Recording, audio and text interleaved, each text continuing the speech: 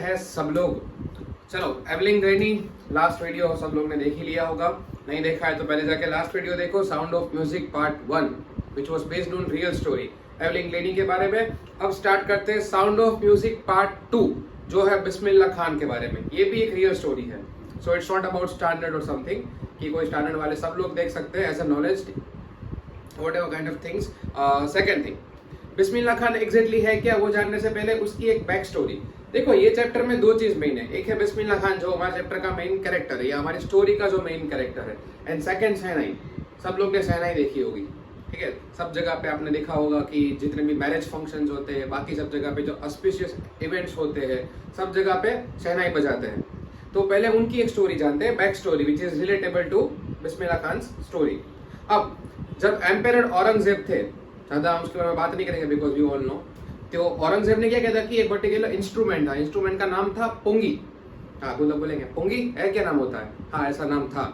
अब पुंगी उन्होंने बैन कर दी थी।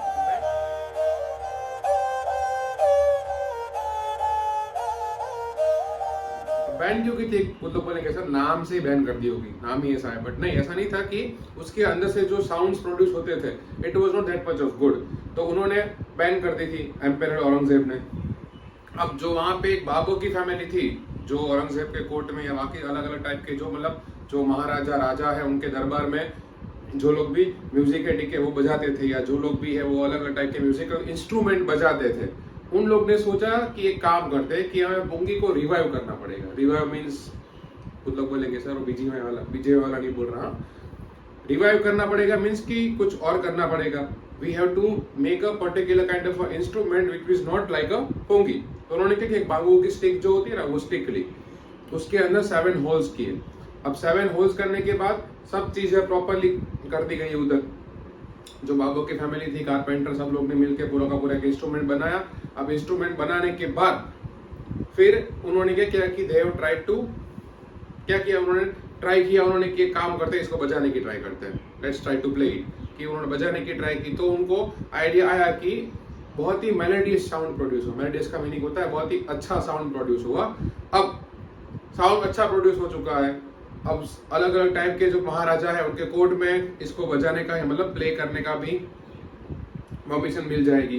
तो कोई नाम तो रखना पड़ेगा ना। आपको पता है कोई भी टाइप के अलग अलग इंस्ट्रूमेंट्स होते हैं, चाहे वो साइंटिफिक इंस्ट्रूमेंट्स हो चाहे वो म्यूजिकल इंस्ट्रूमेंट्स हो, सबके नाम होते हैं। मोस्टली वो किसके ऊपर रखा जाता है, जो पर्सन ने उसको इन्वेंट किया है। बट यहाँ पे तो बाबर की पूरी फैमिली थी, कारपेंटर सब लोग थे, सब लोग ने मिलकर इन्वेंट किया है। तो उन्होंने किया कि एक काम करते हैं, नाम किस तरह, देखो मैं पहले ही बोल रहा हूँ ये एक स्टोरी है, इट्स अ मिथ। मिथ का मीनिंग पता ही होगा आपको, सच भी हो सकता है झूठ भी हो सकता है। वो लोग बोलेंगे सर इट्स इलॉजिकल और इनसेंसिबल स्टोरी, बट ऐसा ही है कि एक बाबर की फैमिली थी। तो बाबर को हिंदी में क्या बोलते हैं, नाई।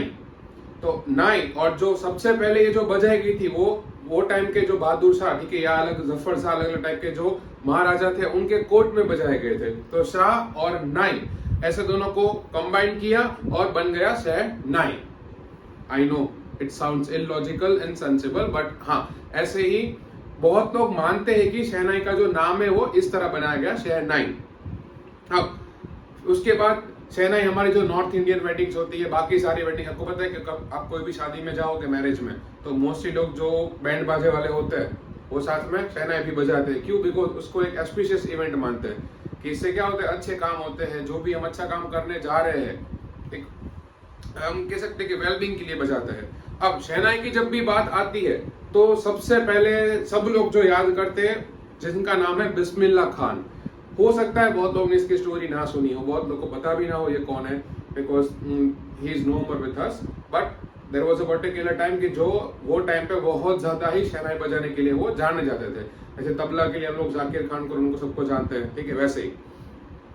अब बात करते हैं बिस्मिल्लाह खान की, कि बिस्मिल्लाह खान एक जगह पे बिहार में बोर्न हुए थे 1916 में।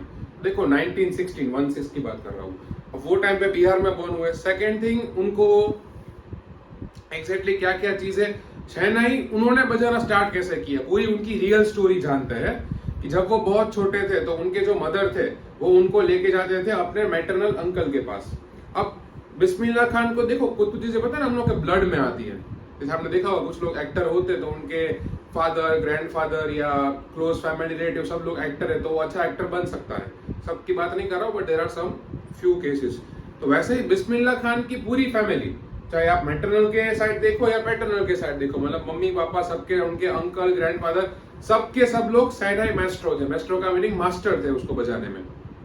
तो उनके मम्मी उनको लेके आते थे अपने अंकल के पास, और वहां पे वो घंटों भर बैठ के देखते थे फर्स्ट ऑफ ऑल कि शहनाई बजाते कैसे हैं।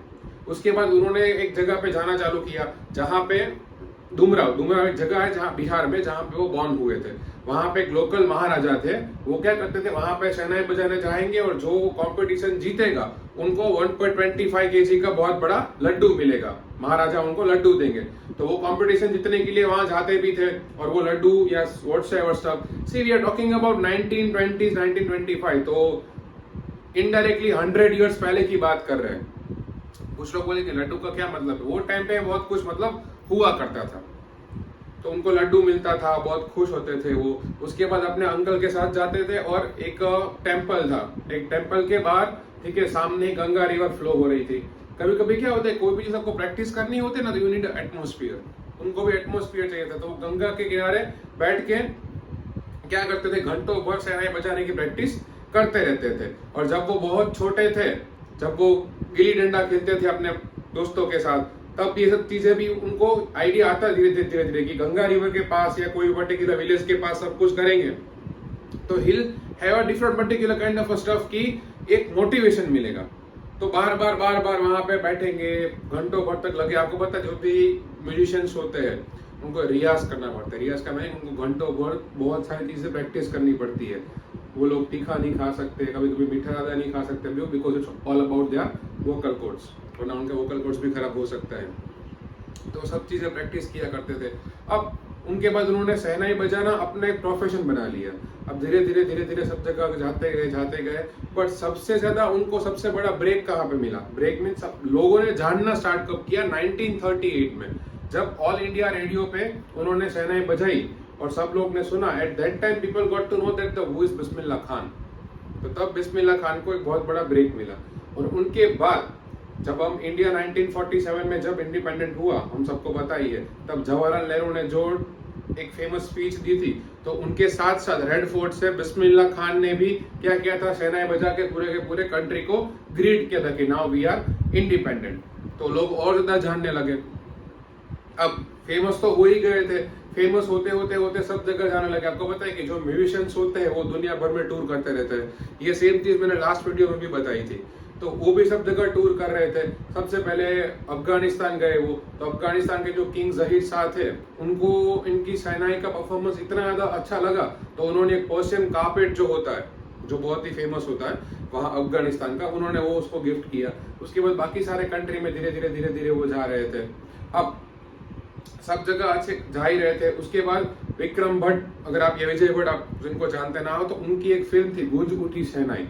वो फिल्म का नाम ही इन्होंने शहनाई के लिए रख दिया। क्यों? बिकॉज उसमें एक पर्टिकुलर सॉन्ग था, दिल का खिलौना है टूट गया। कुछ लोग बोलेंगे क्या थोड़ा रोमांटिक हो गए? नहीं, वैसे नहीं, वो सॉन्ग का नाम था कि दिल का खिलौना है टूट गया। तो वो सॉन्ग और वो मूवी गूंज उठी शहनाई, ठीक है, विक्रम भट्ट ने वो नाम ही वो रख दिया।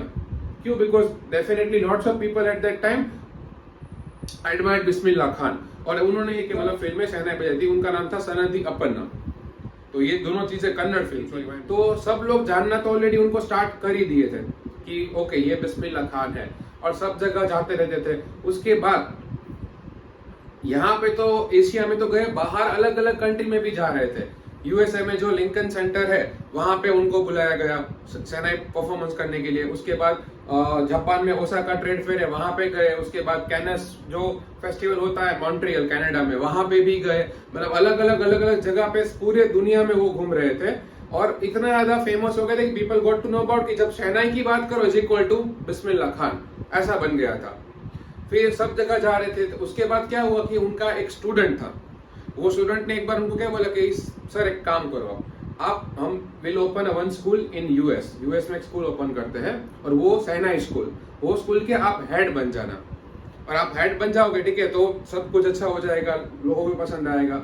अब बिस्मिल्लाह खान को जाना नहीं था। देखो कभी कभी कुछ चीजों को मना करना होता है ना, तो हमें प्यार से मना करना पड़ता है।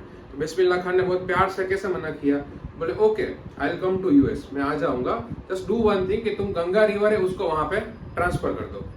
सोच लो, विच इज इनडायरेक्टली इम्पॉसिबल, कि हो सकता नहीं है। इवन उसके स्टूडेंट ने ये भी उसको प्रॉमिस किया था कि हम गंगा जैसा या बाकी सब जो इंडिया जैसा एक पूरा का पूरा माहौल क्रिएट कर देंगे आपको, एटमॉस्फेयर, ताकि you will feel like you in India. But Bismillah Khan को इंडिया कंट्री, मतलब जहां से वो बिलोंग करते थे हमारी कंट्री से, उनको इतना ज्यादा लगाव था कि उनको और कहीं पे जाना ही नहीं था। किसी ने उनको पूछा भी था कि पार्टीशन के टाइम पे आप पाकिस्तान क्यों नहीं गए, तो उन्होंने बोला कि मैं सोच भी नहीं सकता। बोले हाँ मैं पाकिस्तान गया हूँ परफॉर्म करने के लिए, बट नहीं, I wanted to stay in India. तो उनको इंडिया में ही रहना था। सेकेंड थिंग, जब भी वो फॉरेन में होते थे उनको इंडिया किया जाती थी, जब भी वो मुंबई में होते थे तो उनको बिहार किया जाती थी, जब भी वो बिहार में होते थे तब उनको डुमराव की अपने जो गांव है वहां किया जाती थी। मतलब इनडायरेक्टली उनके जो रूट्स थे वो रूट्स कहाँ जुड़े हुए थे, इंडिया से जुड़े हुए थे।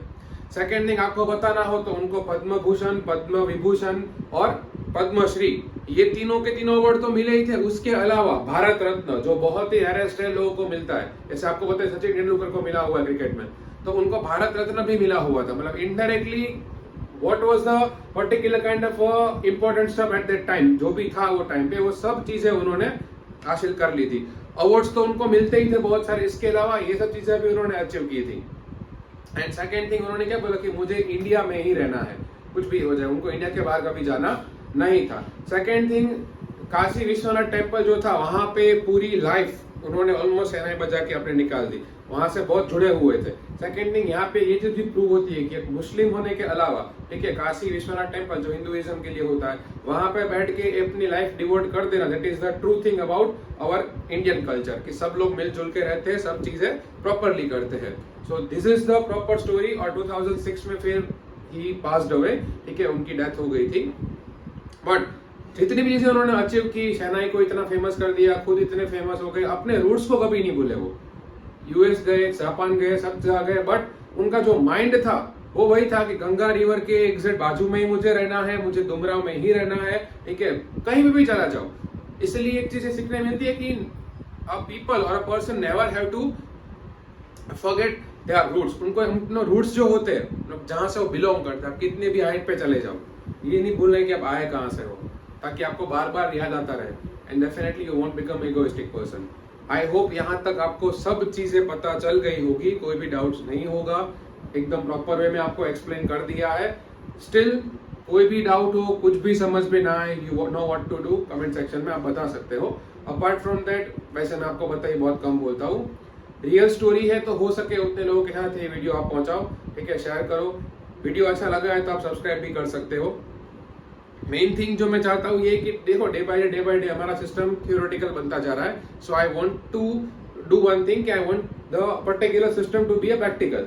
तो हो सके उतने अपने जितने भी क्लासमेट्स होते हैं, अलग अलग स्कूल में आप लोग पढ़ते हो, या आपके रिलेटिव्स है, आपके दोस्त है, जितने भी लोग हैं, सबके साथ ये वीडियो शेयर करो। और हो सके तो ठीक है, सब्सक्राइब भी कर सकते हो, बिकॉज आप में से बहुत लोगों ने अभी तक सब्सक्राइब नहीं किया होगा, तो आप वो भी कर सकते हो अगर आपको काम अच्छा लग रहा है। सो डे बाय डे नई नई स्टोरीज लेते आएंगे, अलग अलग स्टैंडर्ड की स्टोरीज भी लेते आएंगे, रियल स्टोरी भी लेते आएंगे। उसके अलावा there are so many other things, जो मैं आपको पहले ही बोला था कि टर्न बाय टर्न सब चीजें आती जाएगी। आई होप यहाँ तक सब चीजें समझ में आ गई होगी। फिर और कुछ अगर आपको डाउट्स है, कुछ भी पूछना हो तो कमेंट सेक्शन इज योर्स। बाकी मिलते हैं सीधा नेक्स्ट वीडियो में। चलो, जय हिंद।